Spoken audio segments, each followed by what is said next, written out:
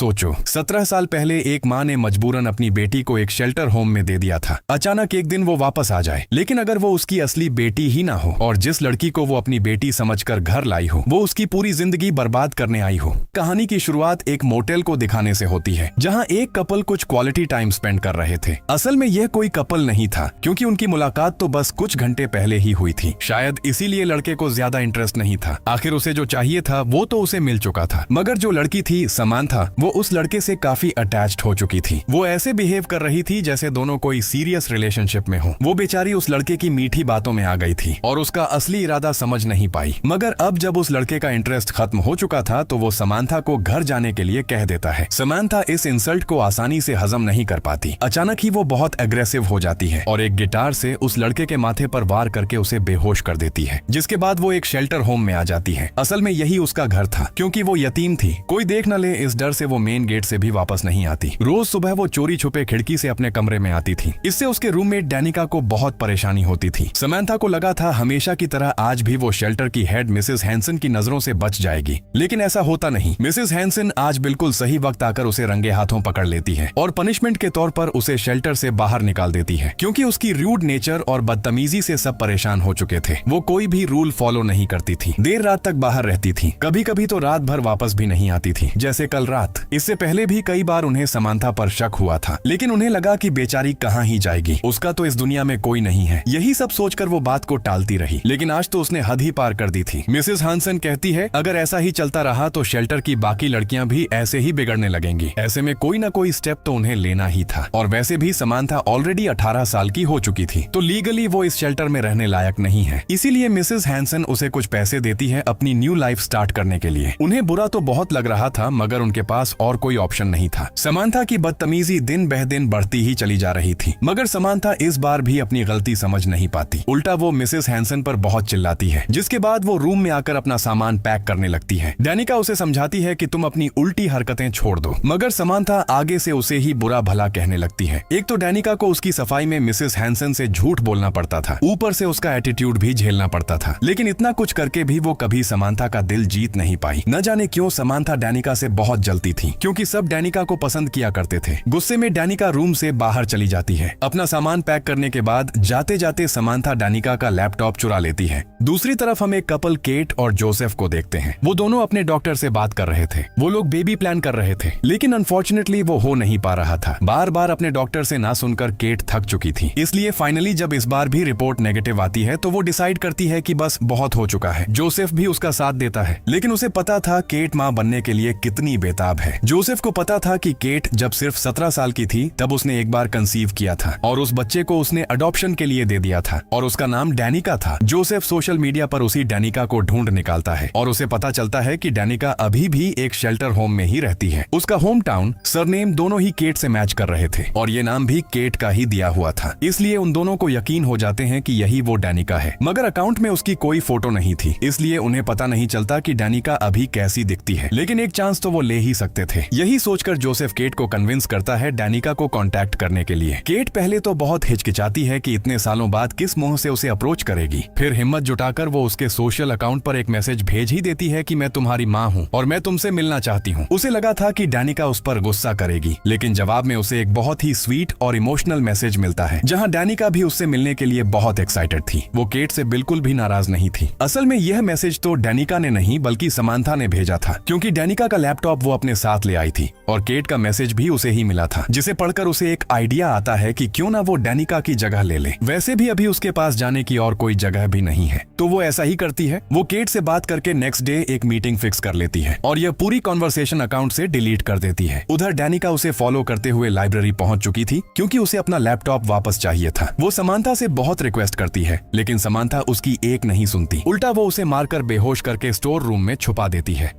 अगले दिन Samantha cat के बताए हुए एड्रेस पर पहुंच जाती है, जो बेसिकली केट का ही रेस्टोरेंट था। समांथा को देखकर तो केट खुशी से पागल ही हो जाती है। उसे समझ नहीं आता कि अपनी ही बेटी के सामने उसे कैसे पेश आना चाहिए। उधर समांथा भी इमोशनल होने की काफी अच्छी एक्टिंग करती है, क्योंकि उसे डैनिका के बारे में सब कुछ पता था, इसलिए वो बहुत ही चालाकी से सारी डिटेल्स मिक्स करके एक स्टोरी तैयार करती है, जिस पर केट आसानी से यकीन कर लेती है। उसी रात केट समांथा को जोसेफ से मिलवाने के लिए अपने घर में इन्वाइट भी करती है। जोसेफ को भी समांथा बहुत बहुत पसंद आती है, क्योंकि आखिर समांथा इतनी अच्छी एक्टिंग जो कर रही थी खुद को हेल्पलेस और अनलकी दिखाने की, जिसे साबित करने के लिए वो झूठ का सहारा भी लेती है। वो कहती है कि जिस शेल्टर होम में मैं रहती थी वहाँ की हेड मिसेस हैंसन बहुत ही बदतमीज औरत थी, इसीलिए मैं वहाँ से भाग निकली और अभी मैं नए शेल्टर की तलाश में हूँ। समांथा जानबूझकर उनके सामने खुद को बेचारी दिखा रही थी, क्योंकि उसे पता था केट उसे शेल्टर जरूर देगी, और ऐसा ही होता है। केट उसी रात समांथा को अपने घर में रख लेती है और तो और लीगली उसे अपनी बेटी बनाने के लिए शेल्टर होम की हेड को कॉल करने का भी डिसाइड करती है। वो और एक दिन भी अपनी बेटी को अपने से दूर रखना नहीं चाहती थी, इसीलिए वो समांथा से उसके शेल्टर होम का नंबर मांगती है ताकि वो मिसेस हैंसन से बात कर सके। अब समांथा उसे असली नंबर तो दे नहीं सकती थी, इसलिए वो एक प्लान बनाती है। वो एक बर्नर फोन खरीदती है और एक बेगर को कन्विंस करती है मिसेस हैंसन बनने के लिए। केट पहले से जानती थी कि मिसेस हैंसन कितनी रूड है, इसीलिए वो उस बेगर की ओवर एक्टिंग पर ज्यादा ध्यान नहीं देती और सारा मामला काफी आसानी से निपट जाता है। समांथा धीरे धीरे अपनी इस नई फैमिली में घुलने भी लगी थी, लेकिन उसकी प्रॉब्लम ये थी कि उसे सब कुछ बहुत जल्दी चाहिए था, स्पेशली जब उसे कुछ प्रॉमिस किया जाए और उसे वो चीज टाइम पर न मिले तब उसका दिमाग ही खराब हो जाता है। इस बार भी कुछ ऐसा ही होता है। केट ने उससे प्रॉमिस किया था कि वो नेक्स्ट डे शाम को 4 बजे उसे लेकर शॉपिंग पर जाएगी, तो जैसे ही 4:06 बजते हैं तो समांथा को गुस्सा आना शुरू हो जाता है। वो केट को पागलों की तरह कॉल्स करने लगती है और उसका फोन स्विच ऑफ आने पर उसकी सेक्रेटरी को कॉल करती है। वो कॉल तो रिसीव करती है, लेकिन केट से उसकी बात नहीं करवाती क्योंकि वो बिजी थी। लेकिन समांथा ये सिंपल सी बात समझ नहीं पाती। उसे लगता है कि सेक्रेटरी उनके बीच आ रही है। असल में वो सिर्फ सेक्रेटरी नहीं बल्कि केट की बेस्ट फ्रेंड थी और केट के घर में भी उसका आना जाना लगा रहता था। यहाँ तक कि उस घर के बैकयार्ड में जो गार्डन था वो भी उसी ने बनाया था। इस सबसे समांथा जेलस फील करने लगी थी। केट की लाइफ में उससे ज्यादा किसी को इंपॉर्टेंस मिले ये उससे बर्दाश्त नहीं हो रहा था। वो मन ही मन केट की दोस्त को अपनी दुश्मन बना चुकी थी।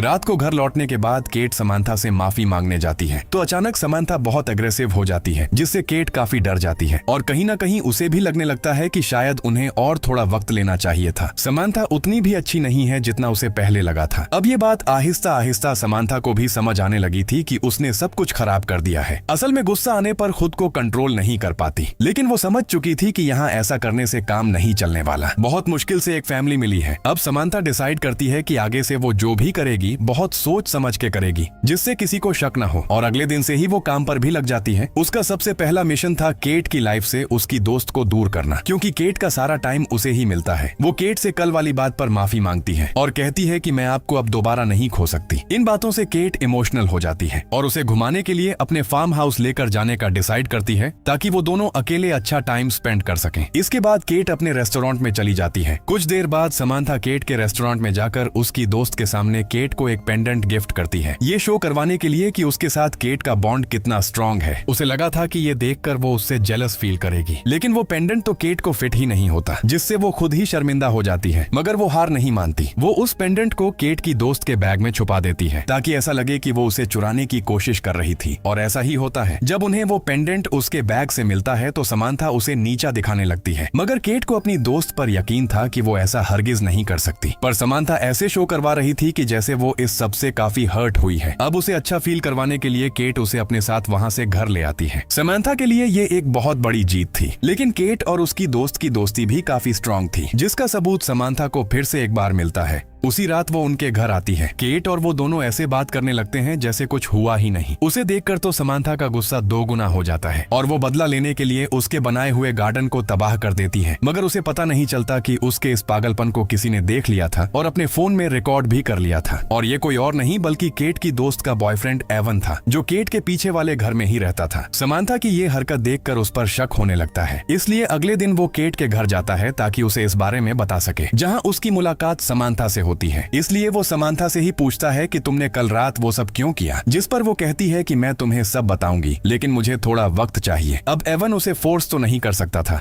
इसीलिए वो उसे वक्त देता है। अगले दिन ही केट अपने घर में समांथा को अपने नेबरहुड में इंट्रोड्यूस करने के लिए एक पार्टी रखती है, और केट की दोस्त को देखकर समांथा बहुत ही अजीब सा फेस बनाती है, क्योंकि उसका यहाँ आना उसे बिल्कुल भी पसंद नहीं आया था। लेकिन आखिर उसने क्या किया है? बिना किसी कसूर के वो ऑलरेडी कई बार सॉरी बोल चुकी है उसे, यहाँ तक कि उसने समांथा को पर्सनली मैसेज भी किया था। उसका समांथा ने कोई रिप्लाई दिया ही नहीं था। तब एवन उसे समांथा की वो वीडियो दिखाता है। ये देखकर केट की दोस्त को समझ आ जाता है कि समांथा का ये बिहेवियर बिल्कुल नॉर्मल नहीं नहीं है, क्योंकि ये तो सरासर पागलपन है। सिर्फ कोई मेंटली अनस्टेबल पर्सन ही ऐसा कर सकता है। केट की दोस्त कहती है कि हमें केट को इन्फॉर्म करना चाहिए, लेकिन एवन उसे इतनी जल्दी कोई भी एक्शन लेने से मना करता है। उसने समांथा को प्रॉमिस किया था तो वो उसे एक चांस देना चाहता था, मगर केट की दोस्त को समांथा पर काफी गुस्सा आ गया था। वो डायरेक्टली उससे पूछ लेती है कि तुम मुझसे इतनी जेलस क्यों हो रही हो, क्या तुम मेंटली अनस्टेबल हो? जिसके जवाब में समांथा पागलों की तरह रिएक्ट करने लगती है, जो साफ जाहिर कर रहा था कि वो मेंटली इल है। केट की दोस्त के जाने के बाद एवन उससे कहता है कि आज रात तुम्हें मुझे सब कुछ बताना होगा। वहीं दूसरी तरफ केट की दोस्त ने जो मैसेज समांथा को भेजा था वो उस अकाउंट पर भेजा था जिसके थ्रू जोसेफ ने उसे ढूंढा था, जो बेसिकली असली डनिका का अकाउंट था। इससे होता यह है कि वो मैसेज भी असली डनिका को ही रिसीव होता है। पता चलता है कि उस दिन समांथा ने जब डनिका को लाइब्रेरी में बंद कर दिया था तो डनिका को पूरी रात वहां गुजारनी पड़ी थी। अगले दिन उसके चिल्लाने पर तब जाकर उसे वहां से निकाला गया था। ऐसे में अगर वो चाहती तो समांथा के खिलाफ पुलिस कंप्लेंट कर सकती थी, लेकिन उसने कुछ नहीं किया, क्योंकि उसके खिलाफ पहले से ही कई सारे केसेस चल रहे थे, तो वो और उसकी मुश्किलें बढ़ाना नहीं चाहती थी। मिसेस हैंसन भी उसे फोर्स नहीं करती, बल्कि बदले में उसे एक लैपटॉप गिफ्ट करती है, और उसमें जैसे ही डनिका अपनी आईडी में लॉगिन करती है उसे केट की दोस्त का मैसेज मिल जाता है। अब जबकि समांथा ने उसके और केट की सारे कॉन्वर्सेशन डिलीट कर दी थी तो डनिका कुछ समझ भी नहीं पाई। लेकिन एक दिन उसने केट की दोस्त का अकाउंट चेक किया, जहां उसे एक फोटो मिली थी जिसमें केट की दोस्त और केट के साथ समांथा भी थी। अब इससे डनिका को केट का अकाउंट मिल गया और उसे समांथा के प्लान के बारे में पता चल गया कि वो डनिका बनने की कोशिश कर रही है। ये बात उसे बहुत ज्यादा बुरी लगती है, इसलिए वो उसी दिन केट की दोस्त को मैसेज भेज देती है और सारी सच्चाई बता देती है। साथ में ये भी कि समांथा कोई नॉर्मल पर्सन नहीं है, उसकी दिमागी हालत ठीक नहीं है, ऊपर से अब वो अपनी मेडिसिन भी नहीं ले रही, तो ऐसे में उससे होशियार रहना चाहिए। अब ये मैसेज पढ़कर केट की दोस्त काफी परेशान हो जाती है। वो उसी वक्त एवन को सब कुछ बताने के लिए उसे कॉल करती है, लेकिन वो कॉल रिसीव नहीं करता, इसीलिए वो जल्दी से अपना काम निपटाने लगती है ताकि वो घर जाकर उसे सब कुछ बता सके। मगर तब तक बहुत लेट हो जाती है। उस रात समांथा एवन के घर जाती है। यहाँ समांथा उसे अपनी झूठी कहानी बताकर इमोशनल करती है कि उसने जिंदगी में क्या कुछ फेस किया है। वो कहती है कि मैं बस चाहती हूँ कि मेरी माँ मुझे अब कभी भी खुद से दूर न करे। एवन भी उसकी इमोशनल बातों में आ जाता है और उसे मासूम समझने लगता है। एवन उससे प्रॉमिस करता है कि मैं किसी से कुछ नहीं कहूंगा, लेकिन एक शर्त पर, तुम्हें खुद केट से सब कुछ कन्फेस करना होगा। अब समांथा का तो कोई प्लान नहीं था ऐसा कुछ करने का, इसलिए अब सबूत खत्म करने के लिए वो बातों बातों में एवन को स्टेयर्स तक ले जाती है और धक्का देकर उसे नीचे फेंक देती है, जिससे वहीं पर उसकी मौत हो जाती है। और समांथा उसका मोबाइल अपने पास रख लेती है, मगर उसे पता ही नहीं था कि वो वीडियो केट की दोस्त के पास भी है, जो उसने ऑलरेडी जोसेफ को भेज दी थी। जब वो घर आती है तो देखती है कि जोसेफ लैपटॉप लेकर बैठा है। वो देखती है कि केट की दोस्त ने उसे कोई वीडियो सेंड की है। समांथा को पता चल जाता है कि ये उसी की वीडियो है। वो फौरन प्लान बनाने लगती है कि कैसे इस वीडियो को देखने से जोसेफ को रोका जाए। वो ज्यादा कुछ तो नहीं करती, क्योंकि वो जोसेफ को मारना नहीं चाहती थी, इसलिए वो बहुत चालाकी से उसे टीवी के पास भेजती है। और जैसे ही वो लौटने लगता है, समांथा अपना पांव आगे करके उसे गिरा देती है, जिससे जोसेफ बेहोश हो जाता है। जोसेफ का होश लौटने पर ऐसे शो करती है जैसे वो खुद टेबल से टकराया था। समांथा उसे हॉस्पिटल ले जाती है और केट को इन्फॉर्म करती है। और इसी दौरान जब वो अपना लैपटॉप ऑन करती है, जहां उसे डनिका और केट की दोस्त की कॉन्वर्सेशन दिख जाती है, वो समझ जाती है कि सिचुएशन अब हाथ से निकल चुकी है, कभी भी उसका भांडा फूटने वाला है। उधर जोसेफ की ऐसी हालत देखकर केट भी फार्म हाउस में जाने का प्लान कैंसिल कर देती है, लेकिन समांथा को तो जाना ही था, इसलिए वो बहाना बनाती है कि जोसेफ को रेस्ट करने की जरूरत है। वो किसी तरह केट को मना लेती है और उसी शाम तीनों फार्म हाउस के लिए निकल भी पड़ती हैं। दूसरी तरफ केट की दोस्त को एवन की लाश मिलती है, लेकिन वो इतनी अग्रेसिव हो जाती है, इतना चिल्लाने लगती है कि पुलिस उसे ही अरेस्ट कर लेती है। लेकिन फिर भी वो चुप नहीं बैठती, क्योंकि अब उसे केट की ओर ज्यादा टेंशन होने लगी थी। ऐसे में वो एक ऑफिसर की मदद लेती है। वो उसे समांथा के बारे में सब कुछ डिटेल्स में बताती है, उसकी बीमारी के बारे में, उसकी नकली आइडेंटिटी के बारे में भी, साथ में ये भी कि उसे लगता है कि एवन की मौत कोई एक्सीडेंट नहीं, जरूर इसके पीछे समांथा का ही हाथ है। अब वो ऑफिसर ऐसे ही तो यकीन नहीं करने वाला था, इसलिए वो समांथा का नाम रिकॉर्ड में चेक करता है और उसे उसके खिलाफ सारी केस फाइल्स मिल जाती हैं। मजबूरन उसे समांथा का पीछा करना ही पड़ता है। उधर फार्म हाउस में केट को कुछ देर के लिए बाहर जाना था, तो वो जोसेफ को समांथा के भरोसे छोड़कर निकल जाती है। और वो जैसे ही निकलती है, वो ऑफिसर वहां जा पहुंचता है। उसे देखकर समांथा कोई रिएक्ट नहीं करती, बिल्कुल नॉर्मली बात करती है। लेकिन जैसे ही वो ऑफिसर उससे आईडी दिखाने के लिए कहता है, समांथा धोखे से उस पर वार कर देती है, वो भी उसके गर्दन पर, और ऑफिसर भी उसे रोक नहीं पाता और ज्यादा खून बहने की वजह से वहीं पर उसकी मौत हो जाती है। ऐसे में समांथा को फिर से पैनिक अटैक आने लगा था। उसे समझ नहीं आ रहा था वो क्या करे, तो वो पुलिस कार लेकर ही वहां से भाग निकलती है। उधर तब तक केट फार्म हाउस वापस आ रही थी, लेकिन बीच रास्ते में उसे एक कॉल आती है जिससे उसे रुकना ही पड़ता है। और ये कॉल असली डनिका ने की थी, उसकी असली बेटी ने वो केट को समांथा की सारी असलियत बताती है और साथ ही साथ उसे अपने बारे में भी बताती है कि वो उसकी असली बेटी है, क्योंकि उसने जब समांथा की हरकतों के बारे में मिसेस हैंसन को बताया था तब उसने ही बताया था कि केट उसकी माँ है और उसी ने ही डनिका से केट को कॉल करने को कहा था। मगर केट उसकी बातों पर यकीन नहीं कर पाती, लेकिन उसे समांथा के बर्ताव पर भी कई बार शक हुआ था, इसलिए अब उसे समांथा से डर लगने लगा था। इसलिए वो और देर न करते हुए उसी वक्त फार्म हाउस में जा पहुंचती है, जहां एंटर करने से पहले ही उसे दिखती है पुलिस ऑफिसर की लाश। मगर लकीली जोसेफ सही सलामत था, तो वो उसी दिन ही उसे लेकर घर वापस आ जाती है और फिर वो शेल्टर होम में जाती है और इस बार उसकी मुलाकात रियल मिसेस हैंसन से होती है, जो उसे उसकी असली बेटी से मिलवाने के लिए उसके रूम में लेकर जाती है। मगर वहाँ पर डनिका मौजूद नहीं थी, क्योंकि समांथा ने उसके गले पर चाकू रखा हुआ था। वो बहुत ज्यादा फ्रस्ट्रेटेड हो चुकी थी। उसे लग रहा था कि डनिका उसकी किस्मत छीन रही है, उसकी फैमिली, उसकी माँ, सब कुछ छीन रही है उससे। तो अगर वो ही न रहे तो केट को उसे ही एक्सेप्ट करना पड़ेगा। इसीलिए वो डनिका को ही खत्म करने की कोशिश करती है। केट उसे काम डाउन करने की काफी कोशिश करती है, लेकिन समांथा उसकी एक नहीं सुनती। ऐसे में केट बहुत चालाकी से काम लेती है। वो समांथा से कहती है कि जो भी हो तुम ही मेरी बेटी रहोगी और कोई भी तुम्हारी जगह ले नहीं सकता।